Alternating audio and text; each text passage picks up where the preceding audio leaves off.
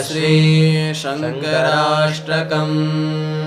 हे वामदेव शिव शङ्कर दीनबन्धो काशीपते पशुपते पशुपाशनाशिन्।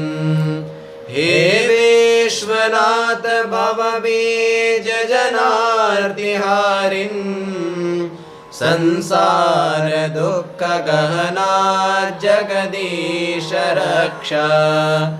हे भक्तवत्सल सदा शिव हे महेश। हे विश्वतात जगदाश्रय हे पुरारे। गौरीपते मम प्राणनाथ संसार दुःख गहना जगदीश रक्ष। हे दुःख भञ्जक विभो गिरिजेश शूलिन्। हे वेद शास्त्र विनिवेद्य जनैक बन्धो। हे व्योमकेश भुवनेश जगद्विशिष्ट संसार दुःख गहना जगदीश रक्ष। हे धूर्जटे गिरिश हे गिरिजार्धदेह। हे सर्वभूत जनक प्रमथेश देवा। हे सर्वदेव परिपूजित पाद पद्मा संसार दुःख गहना जगदीश रक्ष। हे देव देव वृषभध्वज नन्दिकेश कालीपते गणपते गजचर्मवास। हे पार्वतीश परमेश्वर रक्ष शम्भो संसार दुःख गहना जगदीश रक्ष। हे वीरभद्र भव वैद्य पिनाकपाणे।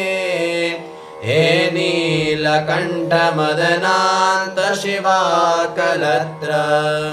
वाराणसी पुरपते भवभीतिहारिन् संसार दुःख गहना जगदीश रक्ष।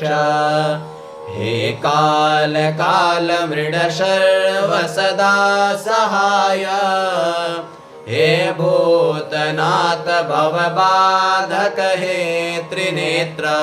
हे यज्ञ शासक यमान्तक योगी वन्द्य संसार दुःख गहना जगदीश रक्ष। हे वेद वेद्य शशिशेखर हे दयालो। हे सर्वभूत प्रतिपालक शूलपाणे।